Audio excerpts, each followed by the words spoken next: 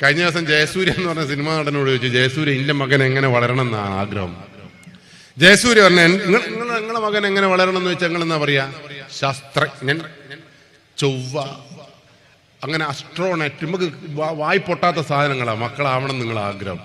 ജയസൂര്യ പറഞ്ഞു, എന്റെ മകൻ ടി വി കാണുമ്പോ എന്റെ വീട്ടിലേക്ക് ഒരാൾ വന്നാൽ ടി വിയിൽ നിന്ന് കണ്ണുയർത്തി വന്ന ആളെ നോക്കണം. ഓൺലൈൻ മൊബൈൽ ഫോണിൽ കളിക്കുകയാണെങ്കിൽ പഠിക്കുകയാണെങ്കിൽ മക്കൾ മൊബൈൽ ഫോണിൽ നിന്ന് തലയുയർത്തി വന്ന ആളെ മുഖത്തേക്കൊന്ന് നോക്കണം. വായിക്കുകയാണെങ്കിൽ പുസ്തകം മടക്കി വെച്ച് വന്ന ആളെ കണ്ണിലേക്ക് നോക്കണം. ഞാൻ വിചാരിച്ചു, നിങ്ങളെ പോലെ തന്നെ ഞാൻ വിചാരിച്ചു, ജയസൂര്യ എന്ത് പൊട്ടന. നമ്മളെ മക്കളെല്ലാം വീട്ടിലേക്ക് അങ്ങനെ വന്നാൽ എല്ലാവരും നോക്കൂലേ? നോക്കുന്നതാണല്ലോ നിങ്ങളെ വിശ്വാസങ്ങൾ, അതാണല്ലോ. എന്നാ നിങ്ങളെ വിശ്വാസം തെറ്റി. ഇന്ന് നിങ്ങൾ പോയി നോക്കണം. ഞാൻ അന്ന് തന്നെ കെട്ടുംപെട്ടിയിലെടുത്ത് എൻ്റെ അടച്ച് നോക്കിയത് 7:45 എൻ്റെ വീട്ടിലേക്ക് എത്തിയപ്പോൾ എൻ്റെ അമ്മയും ഭാര്യയും സീരിയൽ കാണണം.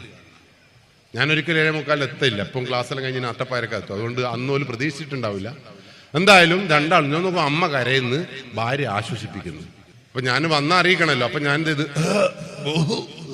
ഇങ്ങനെയെല്ലാം കുറെ ആകിയപ്പോ അമ്മക്ക് നോക്കുവാൻ പറ്റിയില്ല. ഭാര്യ ഒന്ന് ഓട്ടക്കണ്ണിട്ട് എന്നെ നോക്കിയപ്പോ ഞാനാണ്. ഞാൻ ചോദിച്ചു, അമ്മ എന്തിനാ കരയുന്നത്? ഞാൻ അമ്മ ഒന്നും പറഞ്ഞില്ല. ഭാര്യ പറഞ്ഞു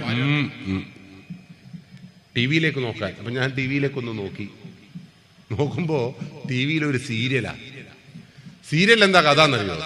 ഭർത്താവിനെ ഉപേക്ഷിച്ചുകൊണ്ട് ഭാര്യ പോവാ കാമുകന്റെ കൂടെ. എൻ്റെ അമ്മ പ്രാർത്ഥിക്കുകയാണ്, ഭർത്താവ് പിടിക്കരുതേ പടച്ചോനെ, രക്ഷിക്കണേ. ഭാര്യ പറഞ്ഞു, ഇല്ല പേടിക്കണ്ട, പിടിക്കൂല, ഓല് പോയി ജീവിച്ചോട്ടെ. ഇവര് രണ്ടാളിങ്ങനെ കര നടപ്പം. ഞാൻ ഒരു ഭർത്താവിന്റെ വേദനകൾ നോക്കണം. നാളെ എൻ്റെ ഓള് പോകുമ്പോൾ അമ്മ പറയൂലേ, പോട് മോളെ ഓൻ്റെ ഓടിന്ന്.